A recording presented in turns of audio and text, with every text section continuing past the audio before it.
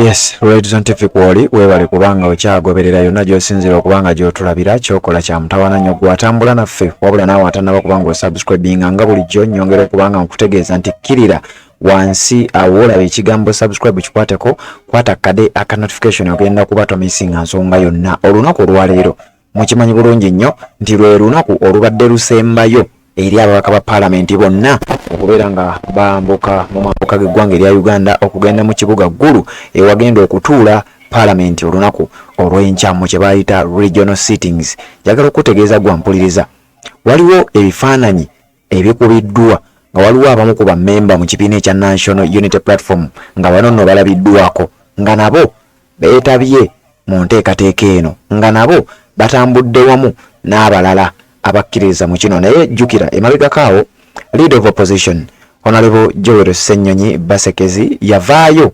n'akubiriza olukiiko olwa shadow cabinet ne bakkaanya bonna ab'ekibiina kya NUP n'abo abatali mu kibiina ekya National Unity Platform bakkaanya nti ekikolwa kino kigenda kuba kya buli bwanguzi na kwonoona ssente ey'omuwi w'omusolo. Leader of opposition ne banne be yatuula nabo ne bafuna solution emu ti tetugenda kwetaba mu kaweefube w'abasajja bano okubeera nga ate twonoona ssente y'omuwi w'omusolo nga tugenda mu kye baatuuma regional sitting. Okugenda eggulu okutuula tekiyina kye kigenda kuteeka mu malwaliro agali eggulu n'ebintu ebirala. Leader of opposition bye bimu ku bintu bye yatuula ye ne banne ne bakkaanyaako nti tetugenda kugenda, era ffe nga ab'oludda oluvuganya oba ab'oludda oluwabula olwa opposition tetugenda kwetaba mu regional sittings zino kubanga twageza kyetegereza nga kandi bakakodyo ak'okwagala okubbiramu ssente y'omuwi w'omusolo. Wabula waliwo abamu ku babaka ba NUP bano abamu nga bakyewaggula, abamu nga bali awo wakati tebamanyiddwa, abalala nga bo babadde bamanyiddwa nti bano tebakyalinnya mu kimu n'abakulembeze mu kibiina ekya National Unity Platform. Abamu ku b'oludda oluvuganya nga si ba NUP kuliko Honorable Nsibambi alabiddwako ku bifaananyi bye nkugambye nti bino tebinnakakasibwa. Ebifaananyi ebitannaba kubeera nga bikakasibwa biraze Honorable Yusuf Nsibambi akiikirira sayidi ze ye Mawokota, naye ali omu ku abo abaagenze mu ntuula zino. Ekyewuunyisizza kuliko Dr. Hildaman amanyiddwa nga Honorable Hilary Kiyaga, ono nno munnakibiina ekya NUP era ye mu bigambo bye avuddengayo nga ye ategeeza nti mukwano nnyo wa His Excellency Robert Kyagulanyi Ssentamu era muganzi nnyo mu kibiina ekya National Unity Platform. Dr. Hildaman yabadde atera okwogera ebigambo ebifaanana bwe bityo. Wabula nga bw'olaba ekifaananyi ekyo kigambibwa nti bakibakutte nga bali mu kugenda Ggulu. Sinakindi okuba nga babadde batuuse Ggulu, wabula kyewuunyisiza nnyo abantu nti Hildaman ali mu kutambula ne Honorable Mathias Mpuuga. Ekintu ekyewuunyisiza bannayuganda nga bagamba nti Hildaman ono gwe tubadde tulowooza nti muntu wa sayidi eno ey'enkyukakyuka ayinza kuba nga akoze kyaki kino. Obudde buno bali mu kitundu ekimanyiddwa nga Omoro era ndabyekaawo Speaker Nnaalongo Anita Amongo ng'ateeka ekimuli ku malaalo ag'omugenzi Jacob Oulanyah nga bulaba mu katambi ako kubanga yaziikibwa mu bitundu byeyo mu Omoro era nga kiri mu Northern Uganda. Engeri gye kiri tibagenda kutuula eyo kuteeseza eyo abannayuganda abasinga obujja ekintu kye bawakanyiza nga bagamba ffe tetukkiririza mu bino. Kati nno bano balaga nti bo oba bannayuganda mugaanye wadde mmwe mwatulonda ffe tugenda kikola. Anita Amongo akulembedde mu ttiimu ey'abamu ku bantu abatuula mu lukiiko lwa parliament ne bagenda ku malaalo ga Jacob Oulanyah babeere nga bateekako embeera ey'ekimuli n'ebintu ebirala ebifaanana bwe bityo okulaba nga basabira omugenzi mu ngeri y'emu baveewo bagende ku media stations ez'enjawulo okubaka ensonga ze boogera. Era nga bw'olabye ndabyeko era Anita Amongo Nnaalongo akubiriza parliament nga ali ku leedi y'emu emanyiddwa nga Omoro FM 97.3 ng'alina ensonga za nnyonnyola ze saagadde kuba nti nnoonyerezaako, wabula amawulire ge njagadde okuba nga nkuleetera ge mawulire g'abamu ku b'oludda oluvuganya nga balabiddwako mu bifaananyi bye tutannaba kubanga tukakasa, wabula nga tunaba tubikakasizza ogenda bifuna mbulambalamba nga bino biraga nti bano bo basazeewo ku lwabwe bagende beetabe mu meeting mu ntuula zino eza parliament ezigenda okutuula mu kibuga Ggulu newankubadde ekibiina tekikkiriziganya nabyo newankubadde cabinet ey'ekisiikirize oba shadow cabinet ekulembera Joel Ssenyonyi tekkiririza mu bino. Dr. Hilderman y'omu ku bantu abalabiddwako mu bifaananyi nga bwe nkugambye ebitannaba kubeera nga bikakasibwa, wabula nga alabiddwako era nga kigambibwa yandiba nga y'omu ku bannakibiina ekya NUP abali mu kibuga Gulu we twogerera ku budde buno, era nga wenkoledde eggulire y'omu ku abo abalabiddwako mu bifaananyi nga bwe nkugambye ebitannakakasibwa. Kakati ebigambo bibadde bingi nnyo ebigenze mu maaso, enteekateeka ne badde mpanvu nnyo, bannayuganda bangi tebagikkiririzaamu, bangi bagamba kino kikolwa kyakonoona ssente ya mwiwa musolo, wabula bba abakulu bagamba ffe tetufuddeeyo, tuteekwa okuba nga tugenda mu maaso n'enteekateeka yaffe eno. Abamu ku bakulembeze mu kibiina ekya NUP ku babaka ba paalamenti ng'oggyeko Dr. Hilderman, Honorable Abedi Bwanika mwamuwulidde, ye n'atuuka n'okusaba bamuwe obwa leader of opposition Joel Ssenyonyi ne banne we batali. Mathias Mpuuga ngera bw'oyinza okukisuubira naye alabiddwako, era nga bwe nkugambye nti ono yatambudde yalabiddwako mu kifaananyi ng'atambulira wamu ne Dr. Hilderman, era nga bagenze nabo mu kibuga Gulu okulaba nga bateekawo okuteesa oba okukubaganya ebirowoozo ku nsonga ez'enjawulo nga paalamenti bwe yasalawo tibagenda mu kye bayita regional sittings mu kibuga ekisangibwa mu kibuga ekimanyiddwa nga Gulu ekisangibwa mu Northern Uganda. Kakati gwampuliriza njagadde agonga kuwe. Honorable Anita Mongo, speaker akubiriza parliament, ayina byayogeddeko katono nnyo byenjagala okubanga nkuwa, then oluvannyuma nzije tubeere nga ate tweyongerayo mukutu gwa Radio TV atanaba kubanga subscribe nga kikole ensonga ate obeere nga tomisinga nsonga yonna. We can proclaim and sit anywhere in this country, even in the middle of the road. That is what the law says.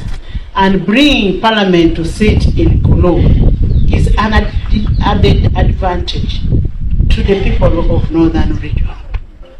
Gulu or Northern Region belongs to Uganda.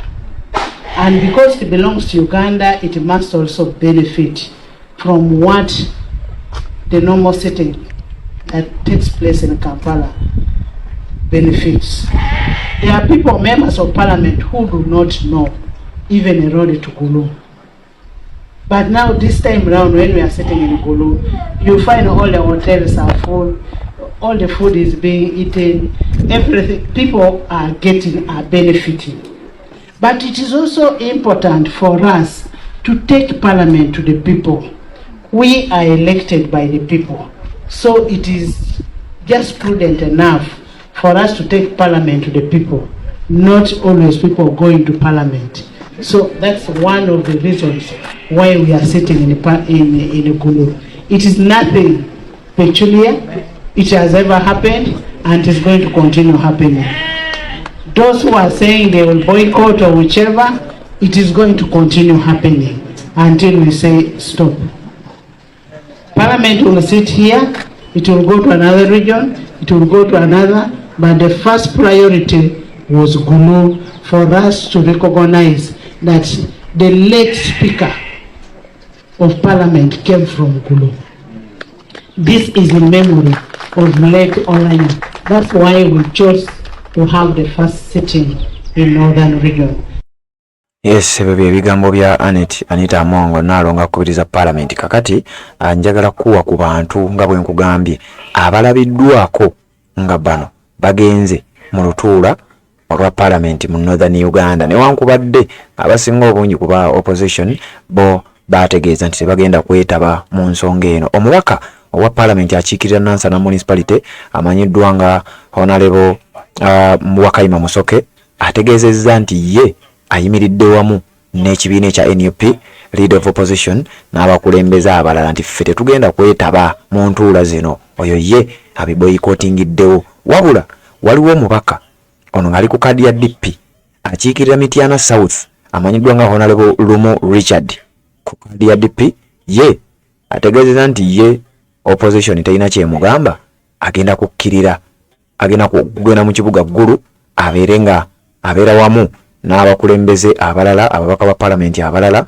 okulaba nga bakwasaganya ekya regional sitting. Agamba Joel Ssenyonyi kituufu watugamba naye nze ndaba nga waliwo obwetaavu, oba sente zigenda kazigende, ffe tugenda tubeere nga tutuula tunaabakiikirira. Bamuyita Honorable Lumo Richard, oyinza okuba tomumanye, kyekifaananyi ekyo kyolaba akiikirira Mityana South district ya Mityana ku kaadi ya DP naye ng'era DP newankubadde ebiri mu DP mu bimanyi naye atuula ku shadow cabinet olw'ensonga nti naye aba abalibwanga ali ku ludda oluvuganya newankubadde ng'era abaliyo abali mu DP mumanyi ebyabwe mumanyi engeri gye bakwasaganyamu ebintu byabwe ng'oggyeko oyo kuliko Honorable Mbate Kamwa ono ng'akiikirira Ntebe municipality oyo ye n'okwogera yayogedde era n'okujerega n'ajerega n'okuvuma n'avuma n'ategeeza nti Joel Ssenyonyi ne banno muli basiru ebintu bye mukola bya kisiru ffe tulina okugenda kubanga tulaba kyetaagisa ekyokubeera nga tugenda mu bitundu eby'eggulu mu disitulikiti ey'eggulu tubeere nga tuteeseza bannayuganda. Honorable Mbate Kamwa ye bw'atyo bwe yasazeewo n'ayogera ababaka bangi abaalabikiddwako nga bagenze wabula tetunnaba kubanga tufuna ebifaananyi byonna gwe weekuumire ku mukutu guno buli ekigenda okuvaayo tugenda kubanga tukifuna era buli mubaka agenda okubanga agenda tujja kumumanya tugenda kukuleetera lisiti wano ey'ababaka abali ku ludda oluvuganya n'abo abatali ku ludda oluvuganya wabula nga basazeewo nabo babeere nga bagenda mu disitulikiti eyaggulu okulaba nga batuula wamu ne parliament mu kaweefube waabwe ow'okutuukiriza kye bayise regional sittings. Amawulire ge nasembeyo okubanga nkuwa gabadde ga FDC kubeera nga ate bagguddewo ekibiina ekipya gwa mpuliriza kye baatuumye People's Front for Freedom.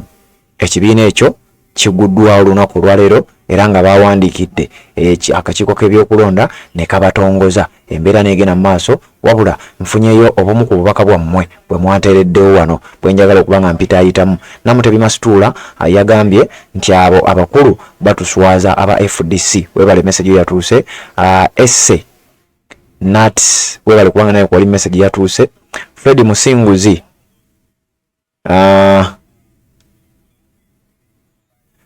message yatuuse Lwanga Fred naawe message yatuuse bali kubanga kwoli abantu bamwise Money Maker message yatuuse yagambye nti they are targeting the support of Bobi Wine mainly in Buganda ati kyebagala okubanga bakkakkanya. Nakabogo Mire webale kubanga kwoli message yatuuse obadde wabula nnyo. Fiona message etuuse webale kubanga kwoli na Mayombwe Twaha webale kubanga kwoli message etuuse ne Mama Kevin webale kubanga nayo kwoli message etuuse ate otulabira abantu bonna side eyo ku mukutu ogwa Red Zone TV tubaagala nnyo mwebale kubanga mugoberera yonna gye musinzira okubanga gye mutulabira kyokola kya mutawana nnyo kati katuuliziganye mu updates eziddako mukutu gwa Red Zone TV kwoli webale kubanga okyagoberera. Assalamu alaikum wa rahmatullahi wa barakatuh. Amanya n'eddoboozi Haji Abdu omusomi w'eddua nkola ku nsonga ez'enjawulo emirimu nga gikutataganyeko ebyenfuna byo nga bidobonkanye ne oba oli bweru wa ggwanga emirimu gya kucankalanako jangu kusomere ku ddua okubeda nedda eddua zaabaawo eddua zisomibwa omuntu n'oterezebwa mu mbeera yonna ebadde ekwesibyeko akanyaga. Nina ekyoto kye nsobola okukumira wadde oli bweru wa ggwanga nga toli kumpi wano n'ofuna omukisa ogwo nawe n'osomerwako ku ddua nga nkuteddeko n'akabaani Allah ajja kusaasira ajja kwanukula. Kuba ku namba yange y'essimu 0752 44 71 56 ne ku WhatsApp kwendi mpereza obubaka sobole okuyamba. Assalamu alaikum wa rahmatullahi wa barakatuh.